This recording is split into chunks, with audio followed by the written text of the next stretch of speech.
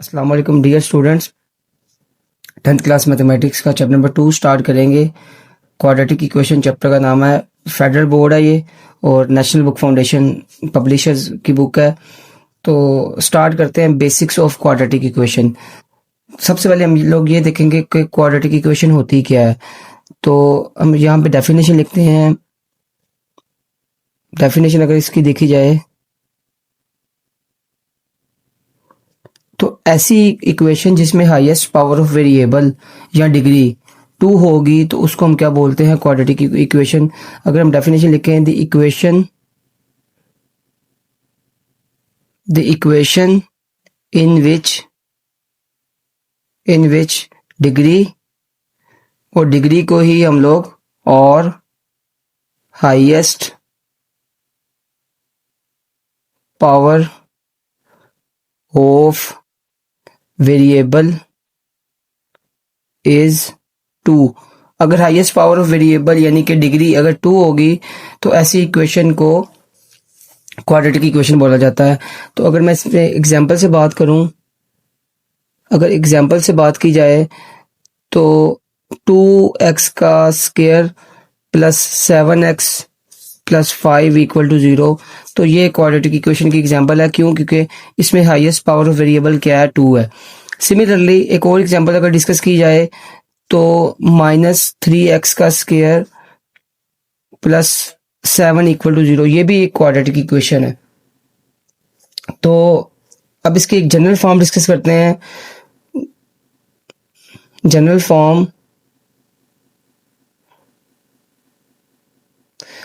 Form अगर इसकी देखी जाए तो जनरल फॉर्म इसकी बनती है, जनरल फॉर्म अगर इसकी देखी जाए तो जनरल फॉर्म इसकी बनती है ax का square plus bx plus c equal to 0, where a b c belongs to r। ये रियल नंबर से बिलोंग करते हैं और इसमें एक कंडीशन है कि a must not equal to 0, क्योंकि अगर a 0 हो गया, अगर ये वाली टर्म 0 हो गई तो आपके पास इक्वेशन क्वाड्रेटिक नहीं बनेगी। यानी कि अगर हम यहाँ पे a की वैल्यू 0 रख दें, तो ये जो अब इक्वेशन है हमारे पास, ये किस में कन्वर्ट हो जाएगी? अगर हम 0 पुट करें, bx plus C equal to 0, तो हमारे पास ये टर्म 0 हो जाएगी। bx plus C equal to 0, bx plus C equal to 0। तो ये जो इक्वेशन है ये हमारे पास किस में कन्वर्ट हो जाएगी? लीनियर में कन्वर्ट हो जाएगी। तो यहाँ से एक हमें एमसीक्यूज भी पता चलता है कि एमसीक्यूज है for converting general form of quadratic equation into linear equation, then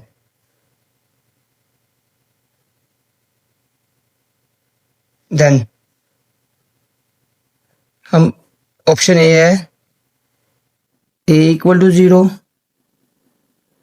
option B equal to 0, option C equal to 0 और ऑप्शन डी यहाँ से है x इक्वल टू 0। और जनरल फॉर्म क्या है? वो है ax प्लस बी, ax का square bx plus C equal to 0। ये जो जनरल फॉर्म है इसको अगर हमने लीनियर में कन्वर्ट करना है तो हम क्या करेंगे? a की वैल्यू 0 पुट करेंगे तो हमारे पास इक्वेशन किस में कन्वर्ट हो जाएगी? लीनियर में कन्वर्ट हो जाएगी। सिमिलरली इसकी अगली अगर हम थोड़ा सा आगे मूव करें तो क्वाड्रेटिक के बाद एक और टर्म आती है एक और चीज डिस्कस होती है, प्योर क्वाड्रेटिक इक्वेशन।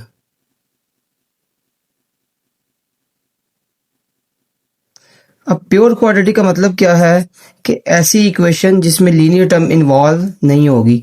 अगर हम इसकी डेफिनेशन देखें, इन quadratic equation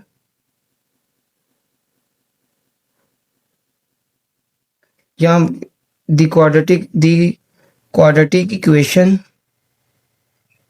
in which linear term does not involve।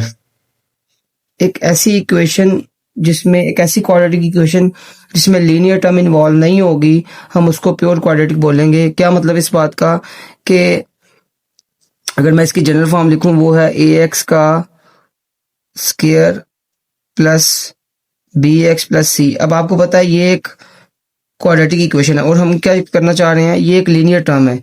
इसको अगर हम रिमूव कर दें तो हमारे पास ये जो इक्वेशन है ये कन्वर्ट हो जाएगी प्योर क्वाड्रेटिक में। मीन्स हम क्या करेंगे, इसमें जो b की value B X equal to 0, अगर बी एक्स वाली टर्म, ये वाली टर्म अगर 0 हो जाएगी तो हमारे पास जो टर्म है वो प्योर क्वाड्रेटिक में कन्वर्ट हो जाएगी। तो यहाँ से हम कह सकते हैं कि x तो नॉट इक्वल टू 0 है तो b की वैल्यू क्या होगी, 0 होगी। अगर कोफिशिएंट ऑफ x हमारे पास 0 है तो जो इक्वेशन हो जाएगी वो प्योर क्वाड्रेटिक की फॉर्म में कन्वर्ट हो जाएगी। तो जो general form of pure quadratic है वो क्या है, वो है ए एक्स का square plus B equal to 0, क्योंकि यहाँ पे लीनियर टर्म की इन्वॉल्वमेंट नहीं होगी। तो यहाँ से रिलेटेड दो पेपर में 2 एमसीक्यूज पूछे जा सकते हैं आपसे। How many terms in quadratic equation, quadratic equation में कितनी टर्म्स होती हैं। तो option A 1 term, option B 2 terms, option C 3 terms and option D 4 terms. तो आपको पता है जो general form of quadratic equation है उसमें 3 टर्म्स होती हैं, क्योंकि वो क्या है, वो है ए एक्स का square plus B X plus C equal to 0। तो ये जो है ये जनरल फॉर्म है क्वाड्रेटिक इक्वेशन की, इसमें 3 टर्म्स होती हैं। तो ये पहला एमसीक्यूज हो गया। दूसरा एमसीक्यूज है how many terms in pure quadratic, pure quadratic में कितनी टर्म्स होती हैं। तो इसका जो ए ऑप्शन है 1,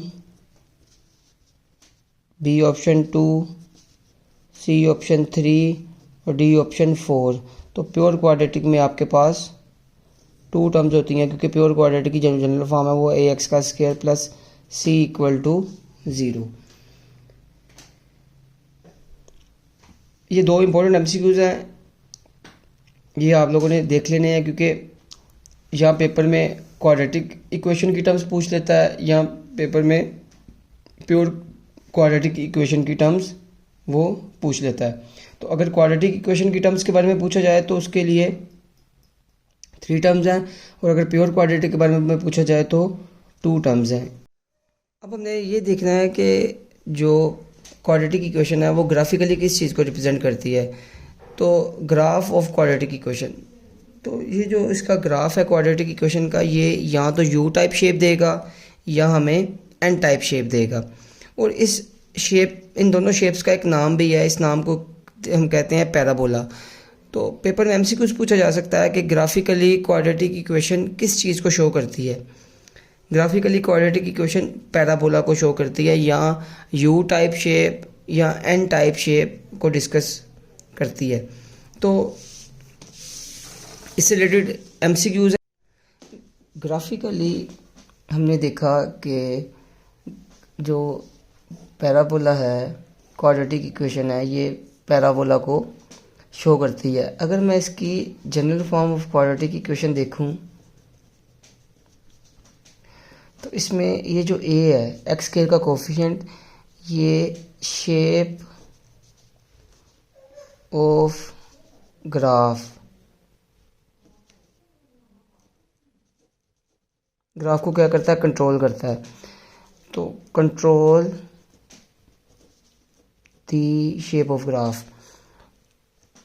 यानी कि कहने का मकसद ये है कि अगर आपके पास ए की वैल्यू लेस देन 0 होगी तो जो आपके पास ग्राफ बनेगा वो एन टाइप शेप का बनेगा, और अगर आपके पास ए की वैल्यू पॉजिटिव होगी तो ग्राफ आपका यू टाइप शेप का होगा। यानी कि अगर ए हमारा पॉजिटिव है तो ग्राफ हमारा यू टाइप शेप का होगा, यू टाइप शेप, जिसको हम ये भी बोल सकते हैं, इस किस्म का ग्राफ होगा। और अगर ए की वैल्यू लेस देन ज़ीरो होगी तो ग्राफ हमारा एन टाइप शेप देगा हमें।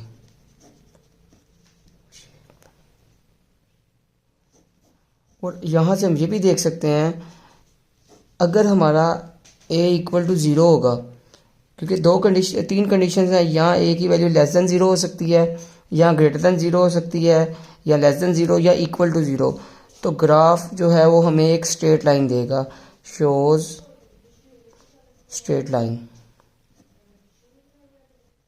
Straight line. हमने क्वाड्रेटिक इक्वेशन को देख लिया, ग्राफिकली भी इस चीज़ को रिप्रेजेंट कर दिया। अब हम देखते हैं कि इसके मेथड्स, क्वाड्रेटिक इक्वेशन को सॉल्व करने के कितने मेथड्स हैं।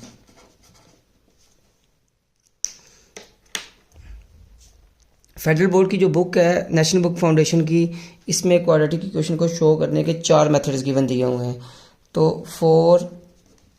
हम कह सकते हैं 4 मेथड्स टू सॉल्व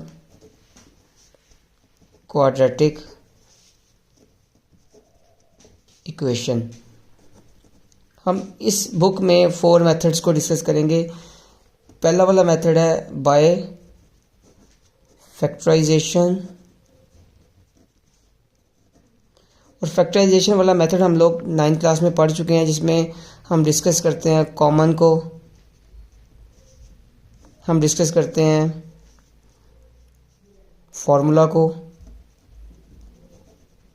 और फार्मूला से मुराद a plus B whole square का फार्मूला है, a minus B whole square का फार्मूला है, और a square minus B square का फार्मूला है। सिमिलरली एक और फार्मूला मेथड डिस्कस करते हैं मिड टर्म ब्रेकिंग का।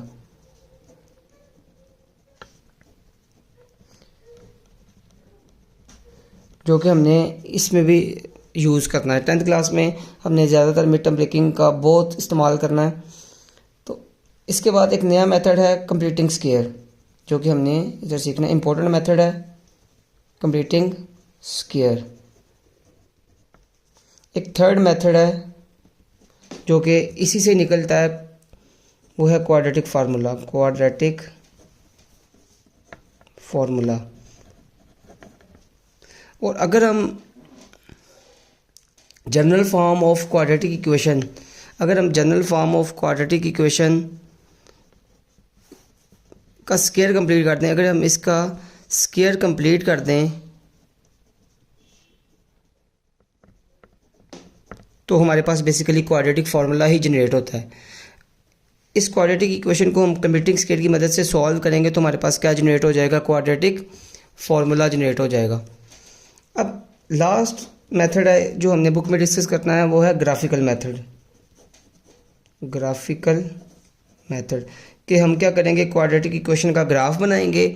वो ग्राफ एक्स एक्सिस को जिस पॉइंट पे कट करेगा, मीन लेट्स पे मैं कह रहा हूँ मैंने ये एक इक्वेशन का ग्राफ बनाया और ये ग्राफ जो है एक्स एक्सिस को इन 2 पॉइंट्स पे कट कर रहा है, तो ये जो 2 पॉइंट होंगे हमारे पास, ये हमें क्या दे देंगे, सोल्यूशन दे देंगे। ग्राफिकली हम एक पैराबोला बनाएंगे और पैराबोला वो जो ग्राफ है एक्स एक्सिस को जिन पॉइंट्स पे टच करेगा वो हमारा क्या होगा, आंसर होगा। तो यहाँ तक हमारी वीडियो कंप्लीट है। नेक्स्ट हम लेक्चर में भी डिस्कस करेंगे एक्सरसाइज हम 2.1 डिस्कस करेंगे एंड आफ्टरवर्ड 2.2, और फिर इस तरीके से हम पूरे चैप्टर को डिस्कस करेंगे। चलें, अल्लाह हाफिज़।